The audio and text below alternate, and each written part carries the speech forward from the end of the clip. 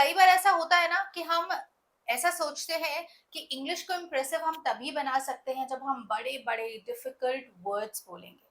आपके साथ भी ऐसा होता है क्या? कमेंट्स में बताइएगा जरूर। और अगर ऐसा होता है तो ये वीडियो को देखने के बाद आपकी सोच हमेशा के लिए बदल जाएगी। ऐसा बिल्कुल नहीं है कि अगर आप अपनी कॉन्वर्सेशन में बड़े बड़े वर्ड्स यूज करेंगे तभी आपकी इंग्लिश इंप्रेसिव बनेगी या फ्लुएंट बनेगी। बिल्कुल भी नहीं। आज जो फ्रेजल वर्ब्स मैं डिस्कस करने वाली हूँ इस वीडियो के दौरान, ये आपके इंग्लिश को फ्लुएंट तो बनाएंगे ही बनाएंगे, साथ में इम्प्रेसिव भी बनाएंगे। ये वर्ड्स दिखने में बड़े सिंपल से हैं, बट इन्हें अगर आप अपनी कॉन्वर्सेशन में यूज करते हैं डेली लाइफ में तो बहुत ज्यादा इम्प्रेसिव साउंड करने वाले हैं। तो कहीं मत जाइएगा, just fasten your seat belt. आज की वीडियो बहुत दमदार और मजेदार होने वाली है। My name is Smriti and you are watching learn with Smriti. Video को स्टार्ट करने से पहले एक छोटी सी रिक्वेस्ट जो ऑफ कोर्स मैं हर वीडियो में करती हूँ कि प्लीज इस वीडियो को पूरा देखें।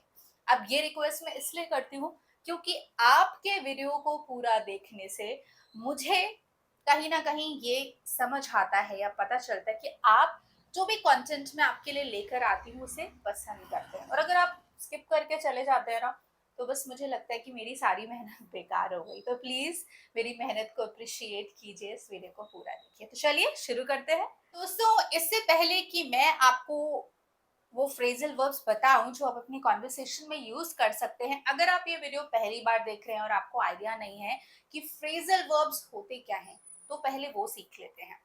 अब फ्रेजल वर्ब को सुनकर आपको ये तो समझ आ रहा होगा कि कहीं ना कहीं ये वर्ब से जुड़े हुए हैं, है ना? तो फ्रेजल वर्ब कॉम्बिनेशन होता है वर्ब और या तो प्रेपोजिशन या फिर एडवर्ब। जी हाँ, अगर एक वर्ब हो और दूसरा वर्ड प्रेपोजिशन हो, एडवर्ब हो, और उन्हें हम कंबाइन कर दें तो हमें ऑल टुगेदर एक डिफरेंट नया मीनिंग मिल जाता है, नया वर्ड मिल जाता है। इन्हें ही हम फ्रेजल वर्ब कहते हैं। एग्जाम्पल्स अभी आगे बहुत सारे आएंगे तो आपको और क्लैरिटी आ जाएगी। ध्यान से याद रखना है, वर्ब प्लस प्रेपोजिशन और एडवर्ब। तो चलिए स्टार्ट करते हैं कुछ एग्जाम्पल से जो बहुत कॉमन है, हम यूज करते हैं अपनी स्पोकन इंग्लिश में। जैसे गेट अप। अब ध्यान से देखिए, गेट एक वर्ब है, ठीक है? गेट में जब हमने अप लगा दिया, ठीक है, तो ये एक फ्रेजल वर्ब बन गया जिसका मतलब होता है उठना, जनरली बिस्तर से। जैसे कि I get up at 6 AM, मैं सुबह 6 बजे उठती हूँ। अब जैसे ये वाला देखिए, put on. Put on, again put और ऑन से एक नया फ्रेजल वर्ब हमें मिल गया, एक नया वर्ड मिल गया जिसका मीनिंग होता है पहनना। जैसे हम कहते हैं ना, पुट ऑन योर शूज, अपने जूते पहनो, ठीक है? अब पुट ऑन का यूज हमेशा कपड़े या कोई चीज अपने शरीर पर जब हम पहनते हैं या लगाते हैं उस सेंस में यूज किया जाता है। ध्यान रखिए। नेक्स्ट है टेक ऑफ। अब टेक ऑफ के अलग अलग मीनिंग हो सकते हैं।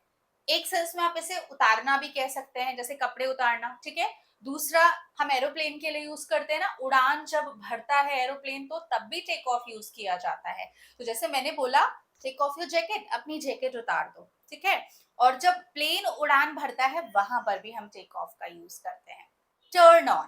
टर्न ऑन का मतलब होता है शुरू करना, चालू करना जिसे हम कहते हैं। जैसे कि turn on the light, light चालू करो। इसी तरह से टर्न में ऑफ लगा दे तो बंद करना हो जाता है, जैसे please turn off the fan, पंखा बंद कर दो।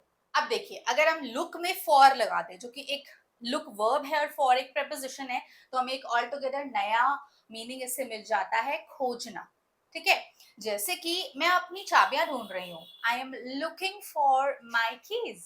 Give up. गिव अप का मतलब होता है हार मान लेना या छोड़ देना। जैसे कहते हैं ना, नेवर गिव अप, कभी हार मत मानो। इसी तरह से वेक अप, जागना। उठो, 8 बज गए, वेक अप, इट्स 8 o'clock। अच्छा, कमेंट्स में आप मुझे बताइएगा, गेट अप और वेक अप में क्या डिफरेंस है? रन आउट ऑफ, जब घर में कोई चीज या कोई भी चीज खत्म हो जाती है ना, उस सेंस में हम इस फ्रेजल वर्ब को यूज कर सकते हैं। जैसे कि मैं बोलती हूँ, दूध खत्म हो गया है, we ran out of milk. हमेशा ध्यान रखें, प्रेजेंट और पास्ट को माइंड में रखकर ही आपको सेंटेंस बनाना है। ये वाला बहुत कॉमन है, सभी लोग बोलते हैं कम इन, अंदर आना। कम इन प्लीज, अंदर आइए। ये मैंने आपको कुछ बहुत कॉमन, बहुत इजी वाले फ्रेजल वर्ब बताए हैं। अब थोड़ा सा ना एडवांस भी सीखना जरूरी है। जैसे कि ब्रिंग अप। ब्रिंग अप का मतलब होता है किसी विषय को बातचीत में लाना या चर्चा शुरू करना। जैसे कि उसने मीटिंग में एक महत्वपूर्ण मुद्दा उठाया। She brought up an important issue in the meeting. Again, मैंने आपको जैसे प्रीवियसली भी बताया कि जब आप कोई सेंटेंस बना रहे हैं तो प्रेजेंट और पास्ट का ध्यान रखें। जैसे यहाँ पर ब्रिंग जो है वो ब्रॉट में बन गया, जो कि पास्ट फॉर्म है ब्रिंग का। कैरी आउट ना, कैरी और आउट का मतलब होता है किसी काम को पूरा करना। जैसे कि टीम ने रिसर्च को सफलतापूर्वक पूरा किया। The team carried out the research successfully.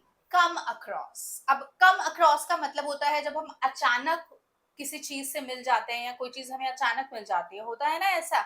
जैसे कि मुझे अपनी दराज में एक पुरानी तस्वीर मिली, अचानक यूं ही मिल गई, तो मैं कैसे बोलूंगी? I came across an old photo in my drawer.